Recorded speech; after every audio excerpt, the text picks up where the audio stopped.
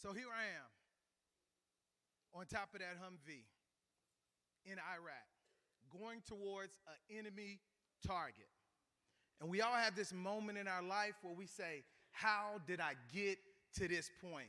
Just 4 months earlier, I received an offer to the second largest company in the world to do a leadership program.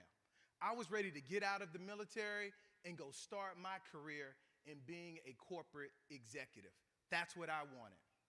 And I remember the day I submitted my paperwork to get out, and at the same time my paperwork to get out was approved, and I received orders to go to Iraq. And I knew that I was going to have to go talk to my leadership team because that paperwork came in and they wanted me to go. And when I was getting ready to walk in that office, I said to myself, I'm not going. It's not what I'm going to do. But as I was walking in and I parked my truck, I looked up at that flag, and something came to me and said, you made an oath to support and defend the Constitution of the United States. And at that point, I started crying, and I knew what it was. I had to go, even though I did not want to go.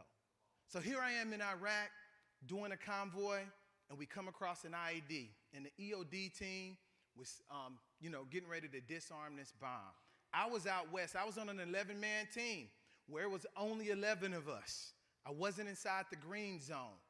I was there in the action out in Ramadi and Fallujah, if you remember those places during the Iraq War. It was really hard.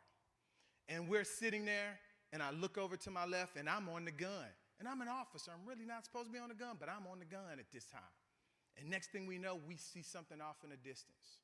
Next slide. We see squatters. And we hear, squatter, squatter, squatter. So we take off, and they're behind the berm. And I'm going full speed. And I'm in my gun. And guess what? My job was to be a gunner. And what does a gunner do? You gun. That's what you do. For all my military people in here, you understand what I mean by that. And when we got to that point, and I look up at the berm, my hands just go up in the air. Just like this. And I yell, don't shoot, don't shoot. What I saw was something that took my breath away. It was 2 kids playing. They were just playing. They were in the wrong place. As we came down off of that berm, I had to get my composure because I'd never forget their face. But it reminded me of something. Before I went to Iraq, I sat down with my mother, and I said, Mom, what would I have to do if I have to kill someone? She said, son, you are a man under authority like the centurion soldier in the Bible in Matthew. She said, you have to follow those directions if that's what you were given. At that point, I made a prayer. I said, Lord, please don't let me have to kill an innocent person and keep me protected. And at that point, I had that memory, and God reminded me, I made a promise to you. I got your back. But that wasn't the only time that God had my back in Iraq, because after that, I had 2 more IEDs that almost took me out and bullets flying over my head. So that is when I knew that God had my back. Now, why am I giving you this story to talk about success? Here's why. Because the type of success that I'm here to talk to you about today, you can't have without first acknowledging God in your life. Knowing that God is there and He is in full control of everything, no matter what you're doing. And I had to see it for myself time and time again. So I'm here to talk about success. And for me, that was me when I first moved here to Atlanta. I was making so much money that it put me in the top 10% of all income earners in the United States, period. I had a beautiful home. I had a car, a truck, and I had that motorcycle. And I was living what some people would call the dream. And then what started to happen in my life? Stress. Stress is a silent killer. Okay, man? We want to go after these worldly things, and we're stressing ourselves out. For me, that resulted in what? A divorce. My marriage started to crumble. I was in church. I was coming, I prayed. I said, God, what is going on? I tried everything. It didn't work. It just didn't work. Financial situations started to happen. I had a foreclosure because guess what? Divorce is one of the #1 things that hurts us financially. And at that point, that happened to me. And I was a foreclosure. So how does that feel? to be making the money and to lose your home. Then after that, the health issues. Men, we have to be real about our health. This stress is killing us. High blood pressure pills, cholesterol, and I found myself being a stress eater. I gained over 45 pounds from the time that I got out the Army until this point. I was killing myself, right? And then my relationship with Christ, it wasn't where it needed to be. And then death sometimes comes after that. So if you can relate to all of these things in your life, but let me tell you what happened. Here's where it comes. So as I'm out here, I started dating, and I'm in Atlanta. Y'all understand what I mean. I called it the land of milk and honey back then, right? I'm going to keep it real with the men here. And I'm in Atlanta, and next thing I know, a woman comes upon me, and I'm dating a bunch of different women, and I look and I said, oh, man, she has everything that I have been praying for. And I had to make a decision. And this is where I shifted. And I said, get rid of all the other women and focus on this one that God has brought to you and see if this is who he has for you. You know, coming off of a divorce, we're all very emotional. And then next thing I know, she gave me this. She said, hey, we were going to church together. She said, I want to have a godly relationship. And y'all know what this means. That means there's some things you cannot do if you're pursuing God in this relationship. And I'm like, hold up, I'm in Atlanta, Lord. And I'm saying, Lord, that's wrong, right? But that's how I felt. And I heard this. He said, you tried it your way. How about you try it my way? Here I am 13 years later, married with 2 beautiful children. And to be honest, at 31, when I wanted to have children in my first marriage, I was getting a divorce, and I thought God didn't hear my promise. But what I learned is that God knew my desire. It's a difference between your wants and your desire. And I desired to be happily married with children as a result of that. And God gave that to me. Also, what happened is he restored me financially more now than ever before. Right there, I went from a foreclosure, and today I can stand here and say I have a house that's brandly new constructed, okay? 6 years old. 100% paid for in cash at the age of 40, right? 45, paid it off in cash.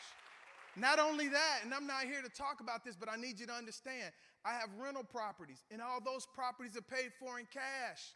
God restored me from a foreclosure to where I am today. So understand that God has the power to do all of this, but it wasn't a worldly thing that I was going after, and I'm here to help you understand how. So as I've been going through this situation, I'm going to talk about this equation about success. But what else also happened after my children were born? I was traveling so much I wasn't at home. I went around the world 2.5 times within a year, and Jay was there in my small group. Pastor Jamal was in my small group. And you know what? When God has your back, sometimes God's pushing you. And what are you doing? You trying to fight because we don't want to move. We don't want to change. And then one day God pushed me so hard that I got laid off of work. And you talk about hurting. So I've already lost 1 marriage. I lost a house, but I had that job, and then I was laid off. And as a man, and you're trying to take care of your family being laid off, you feel at one of your lowest points that you have, because we are supposed to be providers at this point. So I was laid off, and next thing I know, I had the opportunity, and I had 4 job offers in front of me. And those that know me, I took the one for Chick-fil-A. It paid me less, and it had a smaller title. But that humbled me, and I didn't know why. The other jobs were better. And God spoke to me again. He said, I sent Chick-fil-A to you before you were ever laid off. He said, you went out and looked at those other jobs. Follow me and what I need you to do. In this small group, I prayed to them. I said, I need discernment. You need to have a group of people around you that you can talk to that's going to keep it real with you as men. Because if I did what I wanted to do, I would have took the highest paying job with the highest title. I can promise you that. So now as I'm going through this, God started wrestling me with this word called success. And he gave me this equation. And let me explain it to you. It's S equals F to a P times X plus G. Sounds kind of deep, right? But not really. So if we look, it is you plus God. You in your situation. G equals God.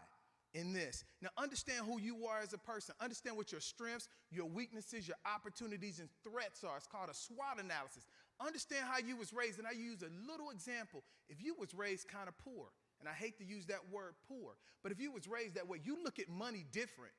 Some people look at money as, hey, man, every dime I get, I'm going to spend it because I didn't have it when I grew up. But there's another group of people that say, I'm going to hoard every dollar and I want to make everything because I don't ever want to be broke again. And those same people sometimes won't even give to the church. Won't even give because guess what? You're a hoarder. And what happens is those things happen. So you have these situations, and you can apply this across all aspects of your life. But when you add God with you, it's like putting on a suit of armor. You got him with you. You were strong and powerful. Now let's get to the rest of the equation. Faith. I love to say this is because we love to use these other synonyms to represent faith, and they're not strong enough. We like to use the word hope. Man, I hope this happens. We like to use the word belief. I believe this to happen. We like to use the word trust. None of those words are equivalent to faith. So if you go do your research and look it up, you'll see that. But there are different levels of faith, and that's what that P stands for. I call it exponential faith. That first level that you have, if you hit the button for me, that is what I like to call weak faith. We all start on a weak faith journey as we're going through here. But as you move to the next level, F to the P, F to the 2, we get into little faith. And you see in the Bible how many times he says that you just have what? A little faith. But then in the Bible, there's a different level of faith. It's called great faith. And then you have great faith. Go and do your homework. You will see this for yourself. And lastly, you have unwavering faith. This is a faith that can't be shaken. This is a faith that whatever happens in your life, like Job, as we heard, you're going to stand right there and go through it because you know God's got your what? Exactly, brothers. And now we have success, right? I want to make sure that you understand success is different. It's not just about shiny things and worldly things in your life. This success can be you getting healthy, you restoring your relationship with your family and your kids. Add God into your equation. You are the variable. It's you. God is consistent. Faith is consistent. But it's you that has to change in order to reach the success that you have. So I showed this to Jay, and Jay said, Anthony, I get it. I understand how I need to view success and think about it. But then Jay said, how do I walk this thing out? How do I do it? Let me give you a few quick steps here. Next slide, please. A lot of times in life, we go straight from an idea thinking into doing. Think about New Year's resolutions. How many people have failed on a New Year's resolution? Let's tell the truth. There we go. Oh, I want to lose weight. 2 weeks later, you ain't lost no weight, right? Why? Because we go straight from thinking to doing. And as I started to wrestle through this, I started having this challenge, and I said, man, it's some other steps in the middle. And one of those steps is when you think, it's about, you can read it right here, your thoughts is what starts the success in your life. Then the next step is you need to make. And what I mean by make, you need to make space in your life. And in order to make space, you got to stop doing some things, period. And I'll give you an example. I'm joking here because I heard everyone talking about the Faucettes, right? And we might spend 4 or 5 hours on a Sunday watching that when God wants us to do some other things, but we stuck in front of the TV. You're going to have to let some things go to get to where you need to go to, period. You're going to have to let people go. You're going to have to let bad habits go. You're going to have to let those things go. And then next, that's when we seek. And this was a big thing that my wife and I talked about. She said, shouldn't you seek God first? Well, when you think, where do those thoughts come from? Sometimes y'all want a certain car because you saw somebody else drive that car. You want that house because you saw somebody else living in that house. You didn't ask God for that. God didn't give that to you. So when you're taking the time to seek him, here's the key. You're going to have to get quiet so you can hear his voice. Discernment is one of the hardest things, and I was telling you about my journey and how many times I felt something on the inside. I'm like, is that God? And we question that sometimes, y'all. We really do. So seek him diligently. And that time that you have created in the make gives you time to seek him. Next step that we have is that it comes down to decide. I gave you an example of when my wife said I wanted to do this, my now wife. I was like, man, but I got all this other stuff. I had to make that decision, man. We have to make that decision, man, as we are going through certain things. God's going to let you decide, but he knows it's at the end of your decisions. And this is where your maturity and your faith kicks in. Next we have, just go do it. Stop talking about it. Stop going back and forth. Stop wondering if you should, coulda, shoulda, woulda. Go and do it, especially when you know that God is giving you the direction to move forward. And then lastly, you have to adjust. Life's never going to work the exact way that you planned out. Everything requires adjustment, and that happens also in our faith and as we start to do things. And I'll say this as a question to you all. What does godly success look like for you? You see those same pictures? That's what it used to look. That's what success used to look like for me. Now, that is me going on a mission trip, my first mission trip with the Church of Chapel Hill. And there's men in here that I went on that trip with. That was a life-changing moment for me. Next slide. After that, I just came back last year from another mission trip in Kenya, Africa. One of the best trips I've ever had in my life. Next slide. As we move forward, I get a chance every month to go out and speak to veterans, and I train them on occupational and financial success. You talk about a fulfillment that I get a chance to have in those last three examples. And then lastly, I get a chance to spend more time with my family than ever before. And this can sound crazy. I work less, and I have less stress, and I have more. It's hard to get it when you're going through it. It's hard to get it, but those that have watched me, they have seen it throughout my life. I would like to just thank you for your time today. My name is Anthony Faucette, the author of The Success Variable. Thank you for letting me be able to take the time to come and speak to you today.